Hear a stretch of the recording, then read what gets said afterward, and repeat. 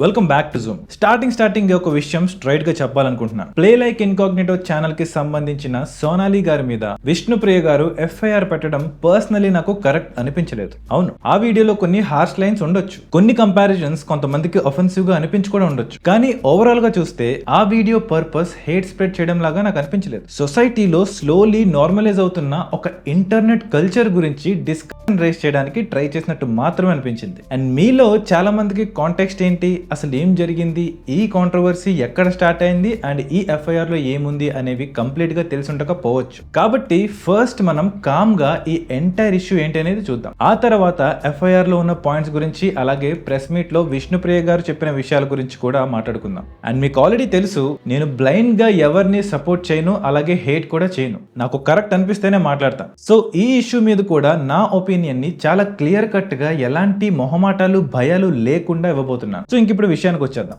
అసలు కాంట్రవర్సీ ఎక్కడ స్టార్ట్ అయింది? కొన్ని వారాల క్రితం ఇన్స్టాగ్రామ్ సబ్స్క్రిప్షన్ ఇష్యూ బాగా వైరల్ అయింది. అండ్ దానిలో ఎక్కువగా విష్ణుప్రియ గారి పేరు అండ్ ఆవిడ ఇన్స్టాగ్రామ్ లో ఎక్స్క్లూజివ్ అని చెప్తూ పెట్టిన ఆ కంటెంట్ ఏదైతే ఉందో దాని గురించి జనాలు రకరకాలుగా మాట్లాడుకోవడం స్టార్ట్ చేశారు. ఇప్పుడు ఈ సబ్స్క్రిప్షన్స్ అంటే ఇల్లీగల్ ఏం కాదు. చాలా మంది క్రియేటర్స్ సబ్స్క్రిప్షన్ యూజ్ చేస్తారు. 10,000 ఫాలోవర్స్ దాటిన ప్రతి ఇన్స్టాగ్రామ్ లో ఉన్న ఇన్ఫ్లుయెన్సర్ కి ఈ ఆప్షన్ ఎనేబుల్ అవుతుంది. అంతేందుకు నాకు కూడా అయింది. కానీ ఇప్పుడు మ్యాటర్ ఏంటంటే మనం అందులో ఏం పెడుతున్నాం అనేది చాలా ఇంపార్టెంట్. ఈ సబ్స్క్రిప్షన్ ఫీచర్ ని చాలా రకాలుగా వాడుతున్నారు. బిహైండ్ ద సీన్స్ కంటెంట్ కోసం, ఎక్స్క్లూజివ్ ఇంటరాక్షన్స్ కోసం, ఎడ్యుకేషనల్ వాటి కోసం, ఇంకా చాలా ఉన్నాయి. అవన్నీ నార్మల్. కానీ ఇక్కడ కాంట్రవర్సీ ఎక్కడ వచ్చిందంటే చాలా మంది ఆ ఆప్షన్ ని మొత్తం slowly lust driven marketing direction లో తీసుకెళ్ళడం స్టార్ట్ చేసినప్పుడు అండ్ ఇక్కడే పబ్లిక్ లో కూడా డిస్కషన్ స్టార్ట్ అయింది. అండ్ అప్పుడే ప్లే లైక్ ఇన్కాగ్నిటో కూడా దీని మీద కామెంటరీ వీడియో చేశారు. ఆ వీడియోకి చాలా మంచి వ్యూస్ అలాగే అప్రిసియేషన్ వచ్చింది. ఎందుకో తెలుసా?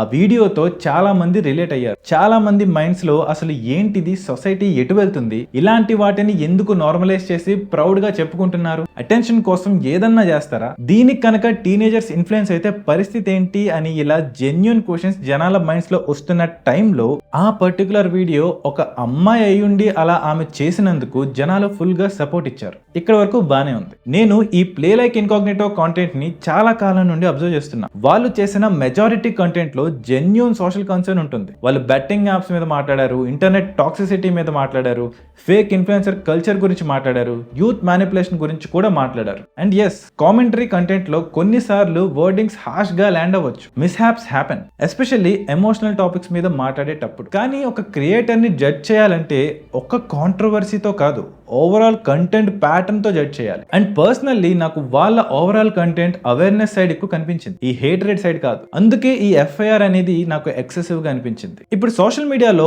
చాలా మంది ఎఫ్ఐఆర్ పడింది అంటేనే ఏదో పెద్ద క్రైమ్ చేసేసినట్టే అమ్మో అనేసుకుంటున్నారు. కానీ ఎఫ్ఐఆర్ అంటే ఫైనల్ జడ్జ్మెంట్ కాదు, అది ఇన్వెస్టిగేషన్ లో స్టార్టింగ్ పాయింట్ మాత్రమే. ఇది ఫస్ట్ మనం అర్థం చేసుకోవాలి. అండ్ ఆ ఎఫ్ఐఆర్ కాపీ కూడా నా దగ్గర ఉంది, నేను చూశాను. అండ్ ఈ కేసులో నాకు ఇంట్రెస్టింగ్ గా అనిపించింది ఏంటంటే ఒరిజినల్ వీడియో కోర్ డిస్కషన్ ఏంటి, ఇంటర్నెట్ కల్చర్ గురించి, సబ్స్క్రిప్షన్ కల్చర్ గురించి, దాని సోషల్ ఇంపాక్ట్ అలాగే యూత్ ఇన్ఫ్లుయెన్స్ గురించి. కానీ ఎఫ్ఐఆర్ డిస్కషన్ తర్వాత నెరేటివ్ మొత్తం కూడా ఈ క్యారెక్టర్ అసాసినేషన్ సైడ్ వెళ్ళిపోయింది. అది లీగల్ స్ట్రాటజీ కింద వర్క్ అవ్వచ్చు, కానీ పబ్లిక్ డిస్కషన్ లెవెల్లో మాత్రం చూస్తే ఆ వీడియో కంప్లీట్ గా ఒక పర్సనల్ హేటెడ్ క్యాంపెయిన్ లాగా నాకు ఎక్కడ అనిపించలేదు. ఒకవేళ ఈ అమ్మాయిల సబ్స్క్రిప్షన్ దాంతో అలవాటు పడిపోయినారు అనుకో, రేపు ఇన్స్టాగ్రామ్ లో ఆగిపోయినా సరే వేరే ప్లాట్ఫామ్ కి వెళ్తారు. అండ్ అది అయ్యే ఛాన్సెస్ కూడా చాలా ఉన్నాయి. ఎందుకంటే దీనికి చాలా డిమాండ్ ఉంది. జస్ట్ వారంలో 2,000 నుంచి 9,000 పెరిగిందిరా ఆ అమ్మాయి సబ్స్క్రిప్షన్స్.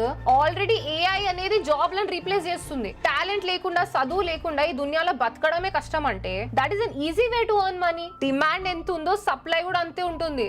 ఈజీగా వచ్చిన డబ్బులు ఈజీగానే పోతాయి. అది డబ్బులైనా, ఫేమ్ అయినా, ఏదైనా సరే. అసలు ఎంత కకృతిగాళ్ళు ఉన్నారంటే సో ఇప్పుడు దానిలో ఎలాంటి హార్ష్ కామెంటరీ లేదా అంటే అందులో ఉన్నట్టు కొంతమంది కనిపించవచ్చు, కానీ దానిలో క్రిమినల్ ఇంటెంట్ ఉన్నట్టు ఎక్కడ కనిపించట్లేదు. అండ్ అది ఉన్నట్టు ప్రూవ్ చేయడం కూడా అంత సింపుల్ కాదు. Especially commentary and opinion content లో ఇలాంటివి చాలా నార్మల్ గా జరుగుతూ ఉంటాయి. అండ్ మన ఇండియాలో కోర్ట్స్ మల్టిపుల్ టైమ్స్ చెప్పిన పాయింట్ ఏంటి, ఈ పబ్లిక్ ఫిగర్స్ ఎవరైతే ఉంటారో వాళ్ళు క్రిటిసిజం టాలరేట్ చేయాల్సి ఉంటుంది. లేకపోతే రేపు జర్నలిస్టులు మాట్లాడలేరు, అనలిస్టులు మాట్లాడలేరు, కామెంటరీ ఛానల్స్ మాట్లాడలేరు, అండ్ సోషల్ క్రిటిసిజం ఇంపాసిబుల్ అయిపోతుంది. మీకు play like incognito channel extreme అనిపించేస్తుంటే ఒక్కసారి ఈ ఛానల్ చూడండి. నా కొడక పిలక పట్టుకున్నట్లా తిప్పి గుండె నేలకి తింటా. నా కొడక నాకు కనిపించావంట. నా కొడక నువ్వు బూటు కాలుతో కడుపులో తంతే నా కొడక, ఎవడ కొట్టగా నా కొడక, నువ్వు ఇట్లా తయారవుతున్నావు, నువ్వు తంతే నా కొడక, గోడకి పచ్చకళ్ళు బండి అంటే 2 ధనామని.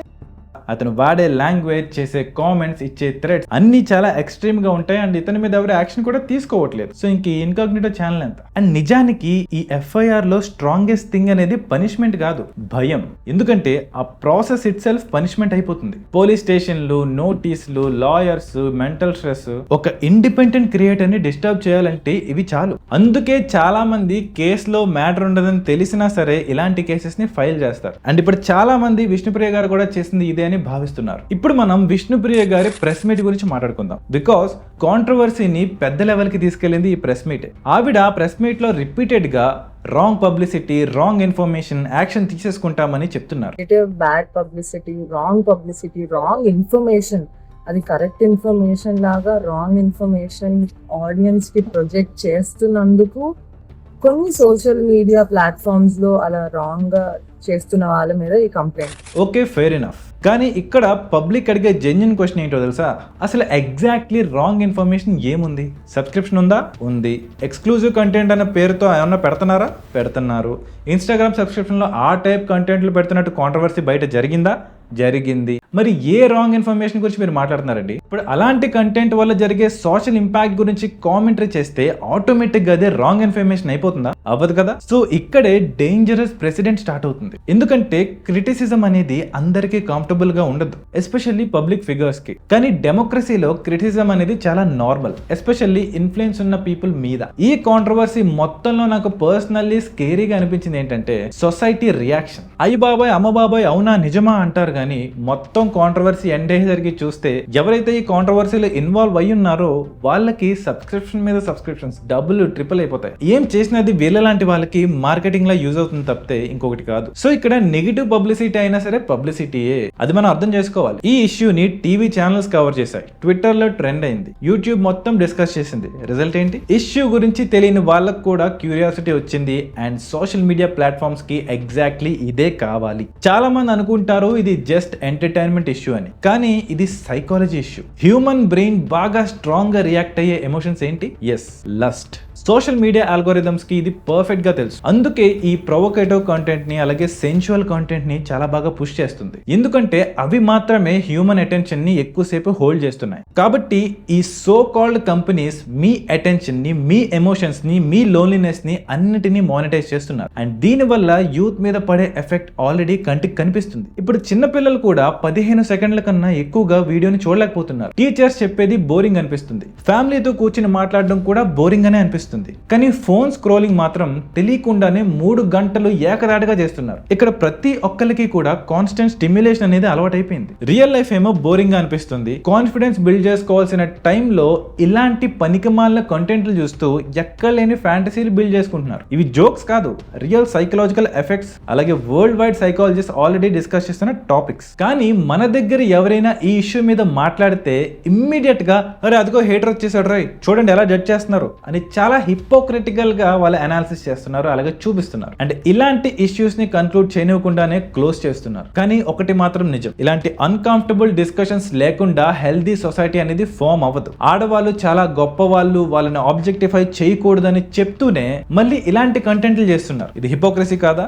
ఇక్కడ ఇంకొక ఇంపార్టెంట్ పాయింట్ ఉంది. ఇది ఉమెన్ ఇష్యూ మాత్రమే కాదు, మెన్ కూడా ఇంటర్నెట్ ని ఈక్వల్లీ టాక్సిక్ చేస్తున్నారు. చాలా మంది ఫేక్ మాస్కులినిటీని చూపిస్తూ చాలా స్టంట్లు చేస్తున్నారు. బూతుల్ని నార్మలైజ్ చేసేసి సొసైటీలో హీరోలు అయిపోతున్నారు. బెట్టింగ్ యాప్స్ ని ప్రమోట్ చేస్తున్నారు, కోర్సెస్ పేరుతో స్కామ్లు చేస్తున్నారు, ఇంకా చాలా దారుణమైన పనులు అన్ని చేస్తున్నారు. సో ఇప్పుడు ఇది కేవలం జెండర్ వార్ కాదు, ఇది ఒక unhealthy internet culture issue. And finally ఈ కేసు మీద నా కన్క్లూజన్ ఏంటంటే ఈ ఎంటైర్ ఇష్యూలో 2 సైడ్స్ లో కూడా వ్యాలిడ్ పాయింట్స్ అయితే ఉన్నాయి. విష్ణుప్రియ గారికి హర్ట్ అయ్యే రైట్ ఉంది, పబ్లిక్ ఫిగర్ అయినా సరే డిగ్నిటీ ఇంపార్టెంట్, అది ఎవరు డినై చేయట్లేదు. కానీ అదే టైంలో ప్లే లైక్ ఇన్కాగ్నిటో లాంటి కామెంటరీ క్రియేటర్స్ కి సోషల్ ఇష్యూస్ గురించి మాట్లాడే రైట్ కూడా ఉంది. ఎస్పెషల్లీ ఈ so called internet culture youth మీద ఇంపాక్ట్ పడుతుంటే ఖచ్చితంగా దాని గురించి మాట్లాడాలి. అండ్ పర్సనల్లీ నా ఒపీనియన్ ఏంటంటే ఈ ఇష్యూని FIR లెవెల్ కి తీసుకెళ్లడం కన్నా డిస్కషన్ లెవెల్లోనే సాల్వ్ చేసి ఉంటే బెటర్ గా ఉండేది. అండ్ అఫ్ కోర్స్ ఈ FIR లో వ్యాలిడ్ కేసెస్ లాగా ఏం పెట్టలేదు అండ్ ఇది నిలబడదు అని లాయర్సే చాలా మంది చెప్తున్నారు, దాని మీద వీడియోస్ కూడా చేస్తున్నారు. సో ఇదంతా కూడా ఒక భయాన్ని క్రియేట్ చేయడానికి చేసిన పనిని చాలా మంది ఫీల్ అవుతున్నారు. ఎందుకంటే లాంగ్ టర్మ్ లో క్రిటిసిజం మీద ఫియర్ క్రియేట్ చేస్తే వీళ్ళు ఏం చేసినా మాట్లాడే వాళ్ళు ఇంకుండరు అనేది వీళ్ళ ఆలోచన అయి ఉండొచ్చు అని కూడా చాలా మంది అంటున్నారు. అండ్ అది ఏ మాత్రం హెల్దీ కాదు. అండ్ ఆనెస్ట్లీ ఈ కాంట్రవర్సీ మొత్తం మన సొసైటీ గురించి రివీల్ చేసిన ఒక బిగ్గెస్ట్ థింగ్ ఏంటో తెలుసా? మనం ఇంటర్నెట్ ని ఎంటర్టైన్మెంట్ అని అనుకుంటున్నాం, కానీ ఇది మీ అటెన్షన్ మీద, మీ ఎమోషన్స్ మీద చేసే వ్యాపారంగా ఎప్పుడో మారిపోయింది. అండ్ మీకు తెలియకుండానే మీరు దీని వల్ల చాలా ఇంపాక్ట్ అవుతున్నారు, ఫ్యామిలీతో డిటాచ్ కూడా అవుతున్నారు. ఎంతసేపు మనం ఈ ఫోన్స్ కత్తుకుపోయింటున్నాం తప్ప గట్టిగా ఒక 15 మినిట్స్ ఒకరితో డైరెక్ట్ గా కూర్చుని మాట్లాడలేకపోతున్నాం. మనల్ని అలా మార్చేసింది ఈ సోషల్ మీడియా బిజినెస్.